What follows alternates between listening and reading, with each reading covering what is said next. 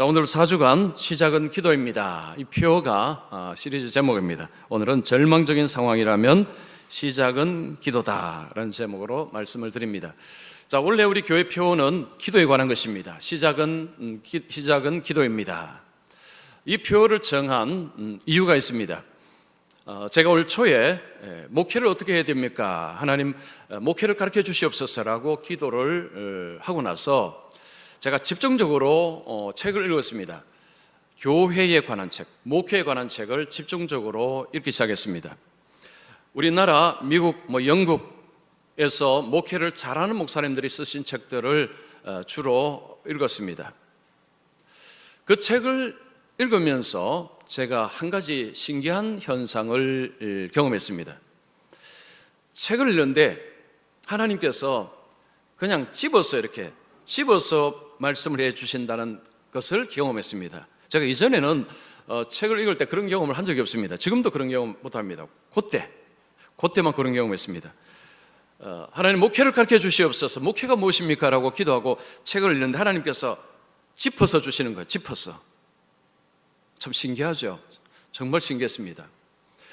그래서 제가 이게 문제구나, 이게 내가 부족하구나, 이걸 내가 안 하고 있구나, 이걸 알았습니다. 제가 그래서 책을 읽고 정리를 했습니다. 하나님께서 교회에 하라고 하신 것이 5가지가 있습니다. 5가지. 예배입니다. 예배. 자, 예배는 말씀과 기도가 들어갑니다. 말씀과 기도가 어떤 예배입니다. 그 다음에 교육과 훈련입니다. 교육과 훈련을 교회가 해야 됩니다. 그 다음에 전도와 선교입니다. 전도와 선교가 교회가 해야 될 일입니다. 그 다음 봉사와 섬김입니다. 봉사와 섬김이 교회가 해야 될 일입니다. 마지막은 사회 참여입니다. 이 사회 참여라는 것은 사회에 구제하고 사회의 약한 자들을 도와주는, 돌보는 사역을 말하는 것입니다. 이 5가지가 하나님께서 교회에 하라고 하신 사역입니다. 그러니까 담임 목사로서 제가 교회를 목회할 때 이 5가지를 잘 해야 하는 것입니다.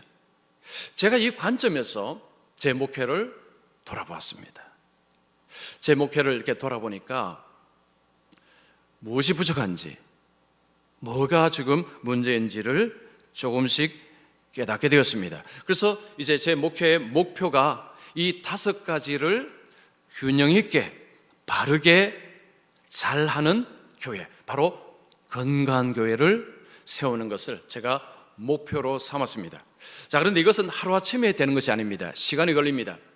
그래서 제가 5개년 계획을 잡았습니다.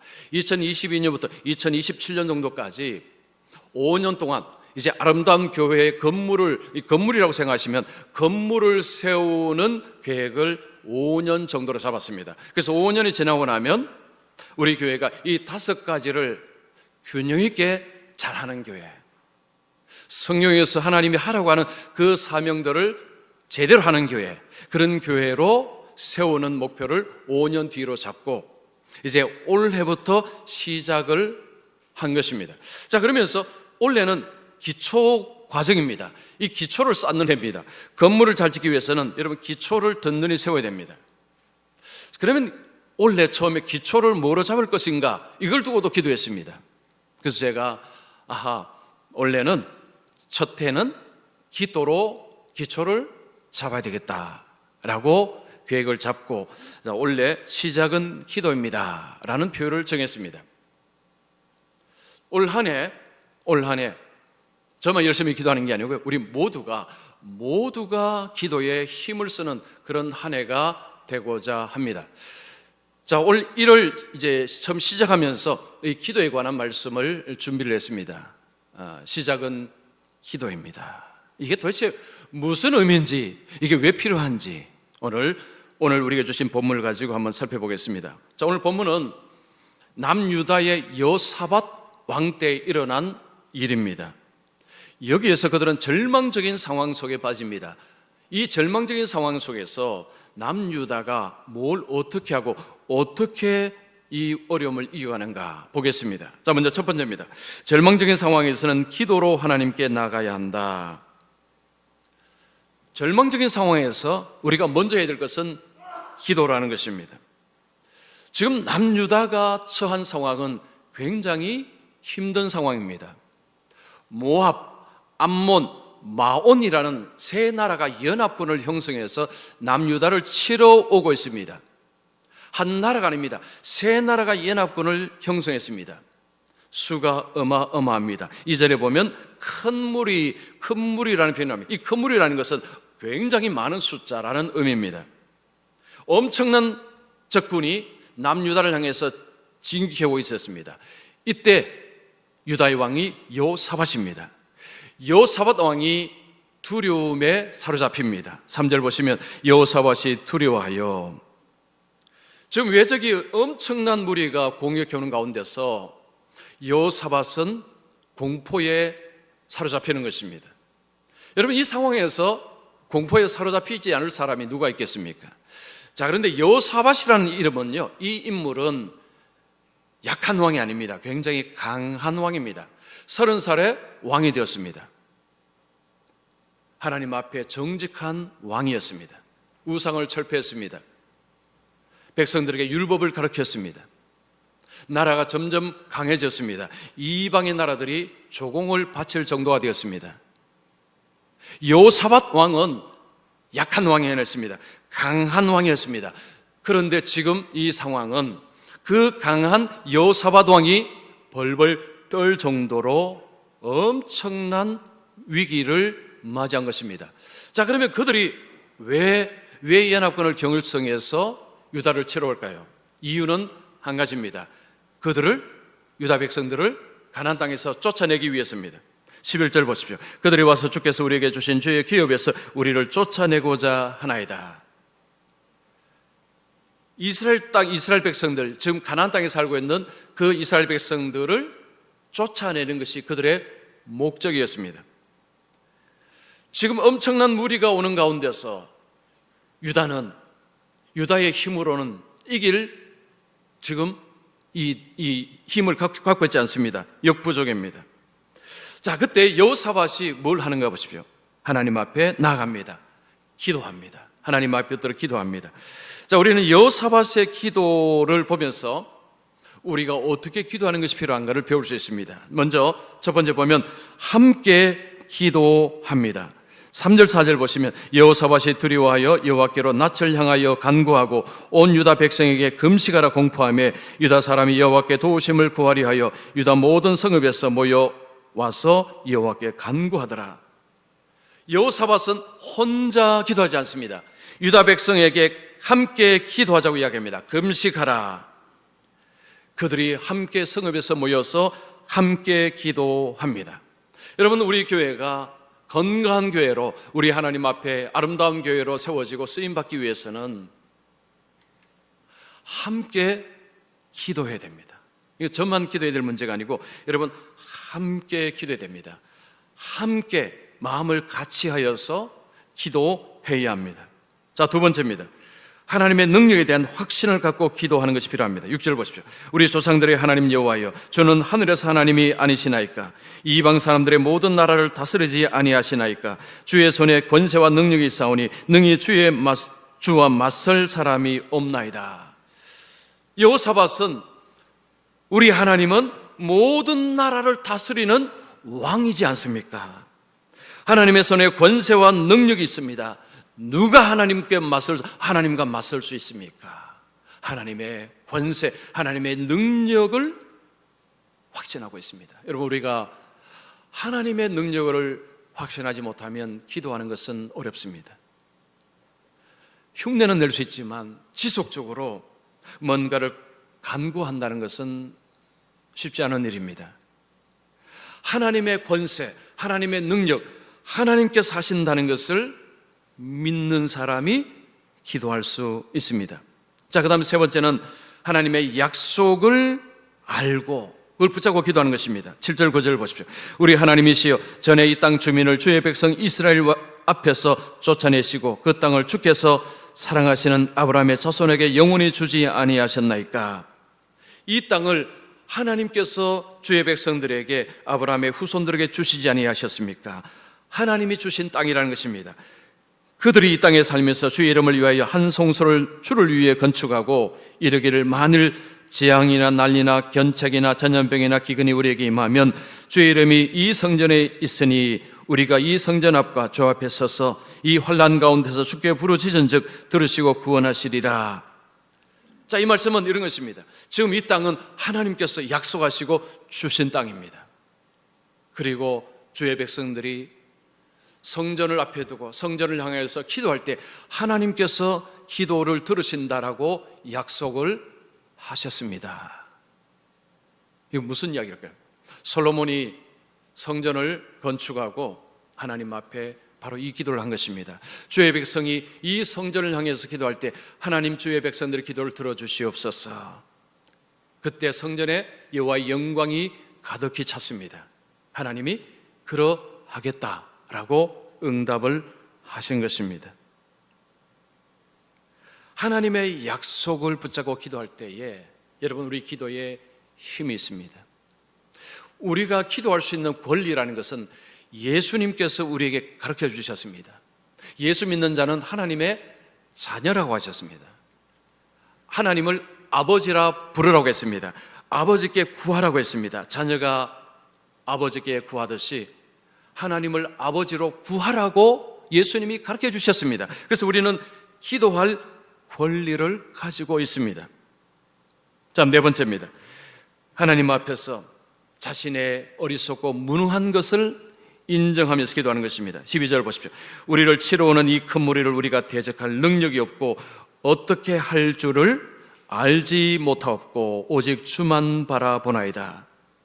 지금 엄청난 무리가 오는데 우리는 저들을 대적할 능력이 없습니다. 우리는 무능합니다. 우리에게는 힘이 없습니다. 우리가 하나님 앞에 기도할 때에 여러분, 내가 능력이 있다고 생각하면 기도하지 않을 것입니다. 여러분, 누가 기도할까요? 자신의 무능함을 아는 사람이, 자신의 연약함을 아는 사람이 하나님 앞에 기도하는 것입니다.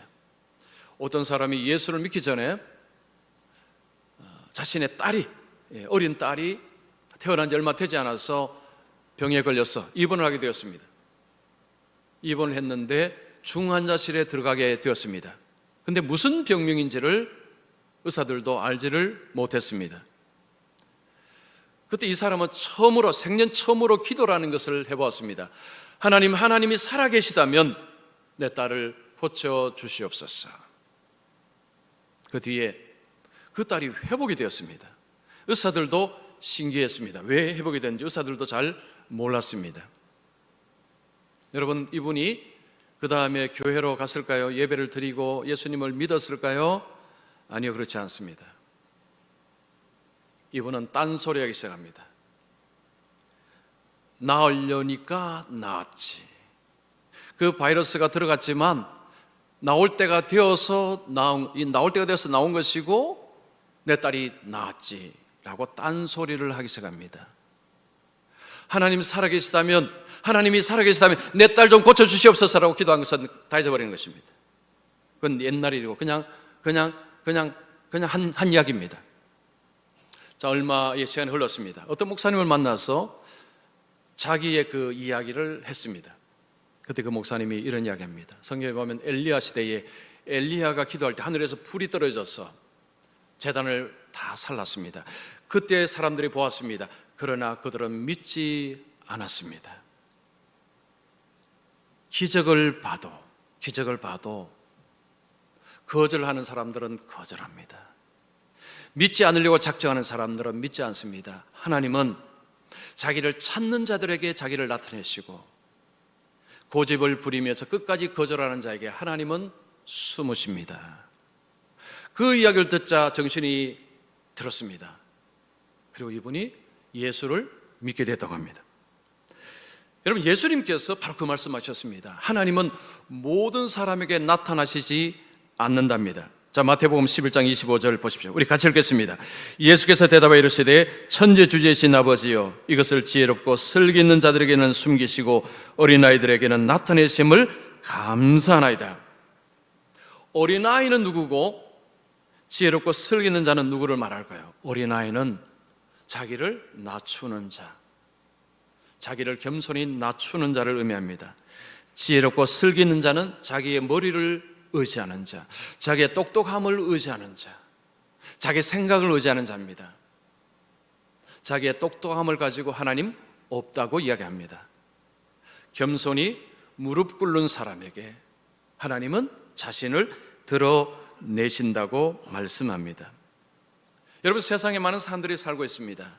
어떤 사람들은 하나님은 살아계신다, 나는 하나님을 만났다라고 하는 사람이 있고, 어떤 사람들은 하나님은 없다, 그런 건 없다라고 하는 사람들도 많습니다.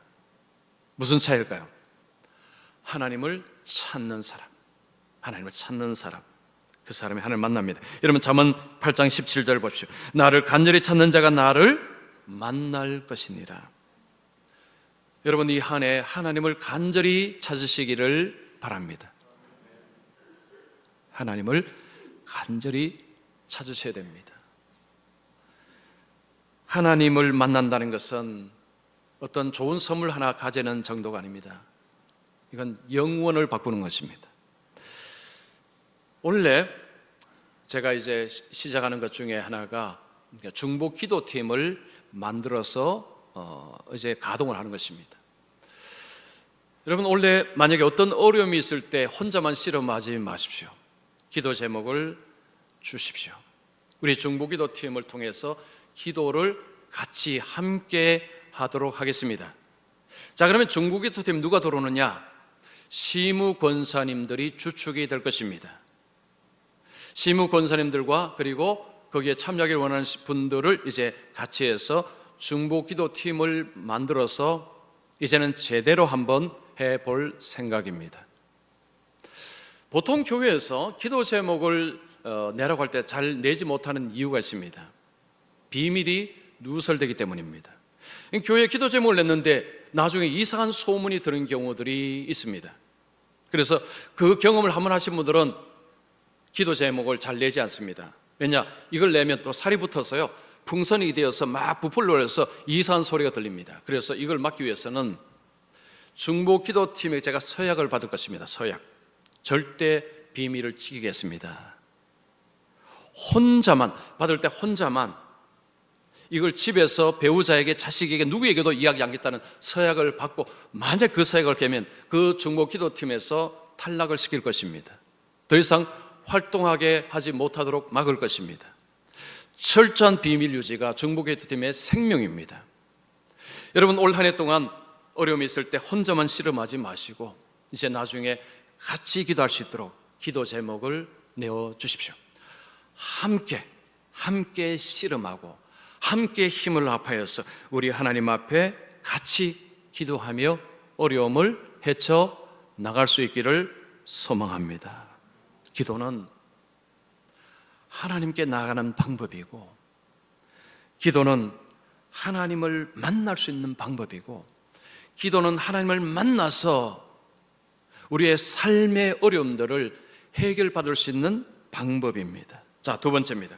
하나님께 나아가는 자에게 승리를 주십니다. 여호사밧은 유다 백성들과 함께 열심으로 기도했습니다.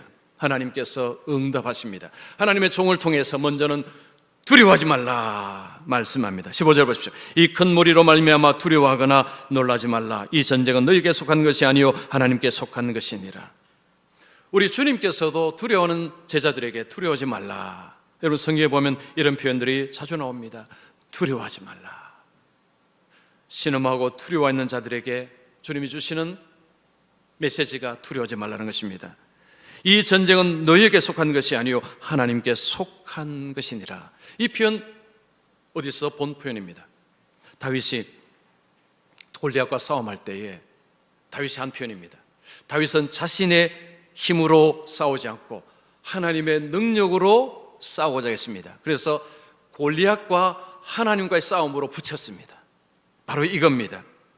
지금 하나님께서는 이 싸움은 나와 모압, 암몬, 마온과의 싸움이다 라고 하나님께서 말씀하시는 것입니다. 이 전쟁은 나에게 속했다, 내가 싸우겠다 라고 하나님이 말씀하신 것입니다. 그러면 유다 백성들은 지켜보고 그리고 하나님이 하라는 것 하면 됩니다. 여러분 17절 보십시오. 이 전쟁에는 너희가 싸울 것이 없나니 대열을 이루고 서서 너희와 함께한 여호와가 구원하는 것을 보라. 유다와 예루살렘아 너희는 두려워하지 말며 놀라지 말고 내일 그들을 맞서 나가라. 여호와가 너희와 함께 하리라 하셨느니라. 내일 그들을 맞서 나가라. 하나님께서 전략도 주십니다. 방법을 알려주십니다. 그 방법은 복병을 두는 것입니다.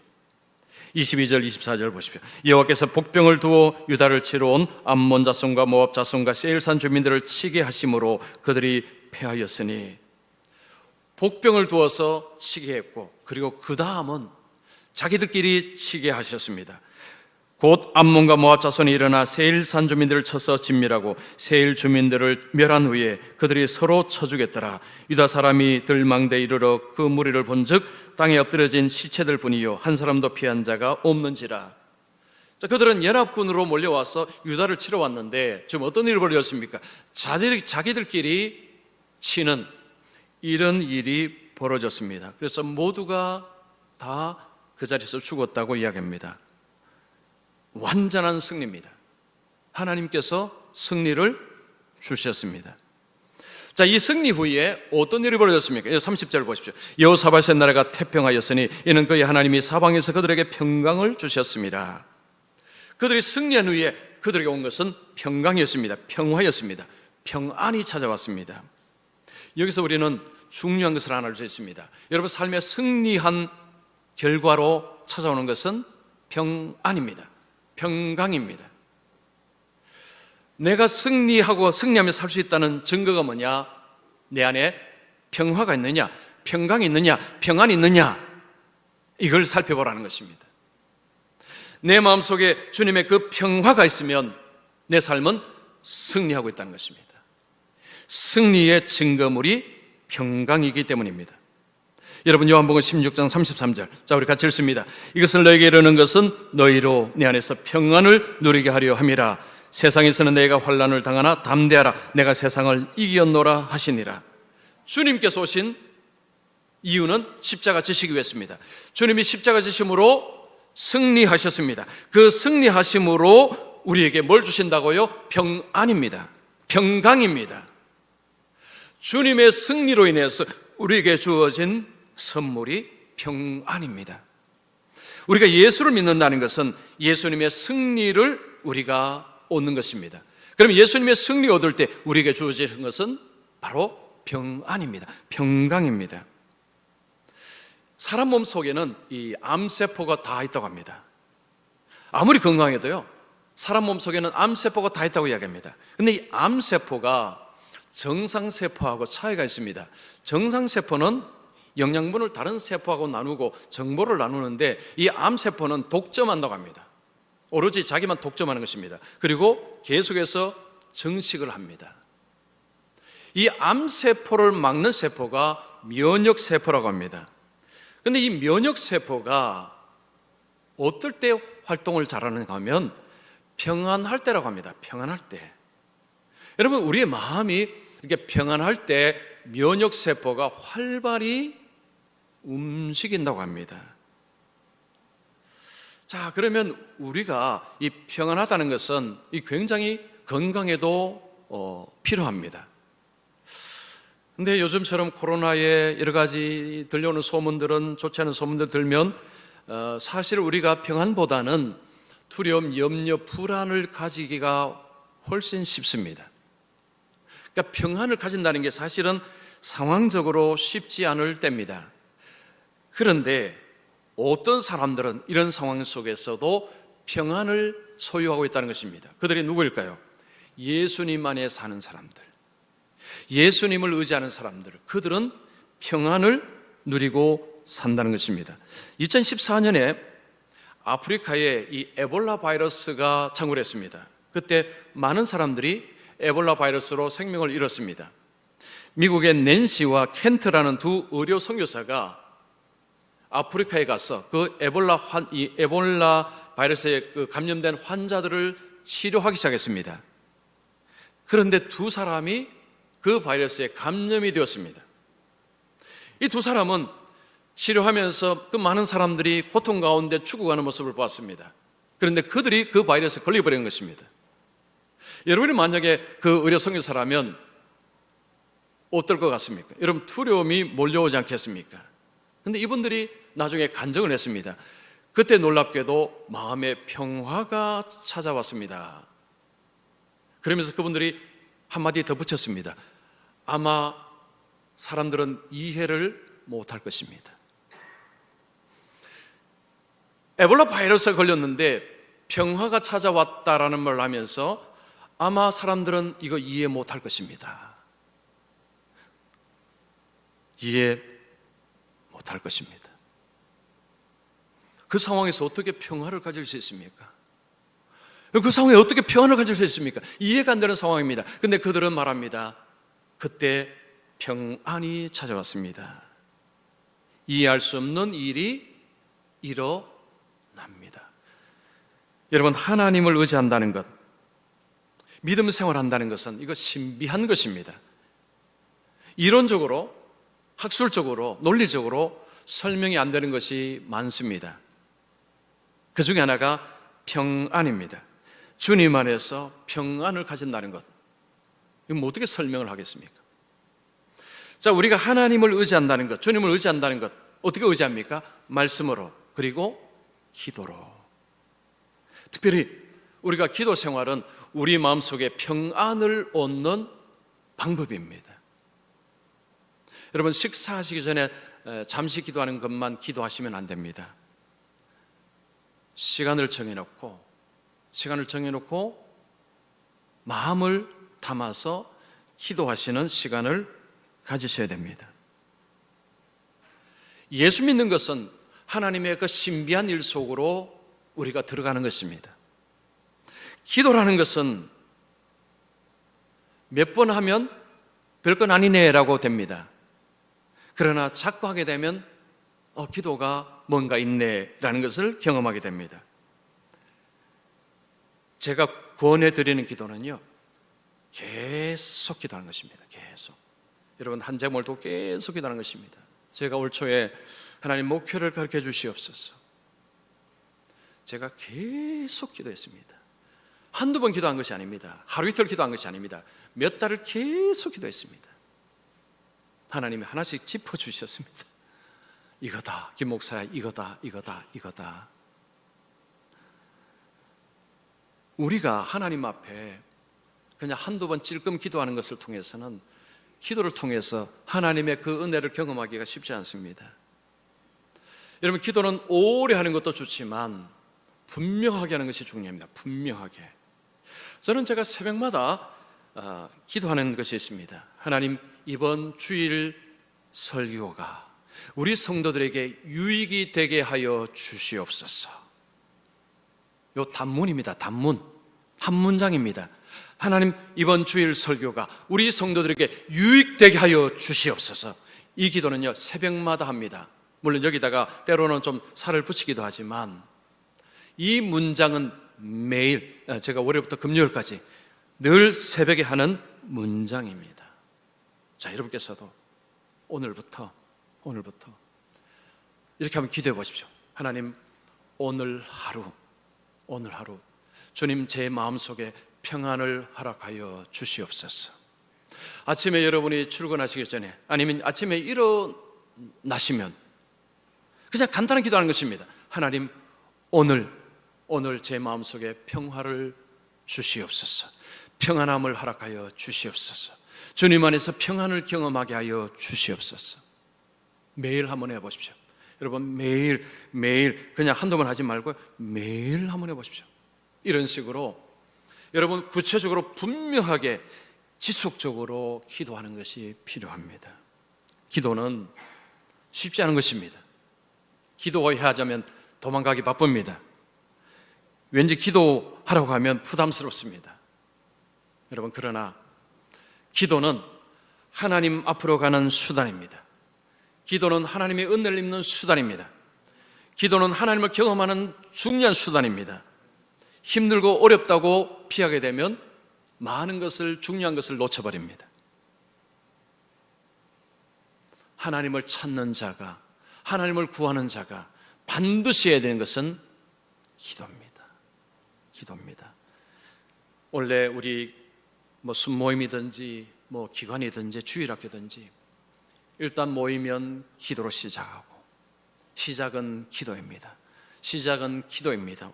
제가 여러분 귀에 따갑도록 말씀드릴 것입니다. 시작은 기도입니다. 시작은 기도입니다. 하루의 시작도 기도입니다. 여러분 어떤 일의 시작도 기도입니다. 식사하기 전에도 시작도 기도입니다. 그래서 여러분 정말 지속적으로 하나님 앞에 기도함으로 이전에 경험하지 못했던 그 하나님의 영광, 그 하나님의 은혜, 그 하나님의 능력을 경험하시는, 그래서 올 한 해 주님이 주시는 그 승리의 선물인 평안함, 이 평안함을 누리고 그리고 주님을 위해서 열심으로 살아가는 우리 모든 성도님들이 되시기를 축원합니다.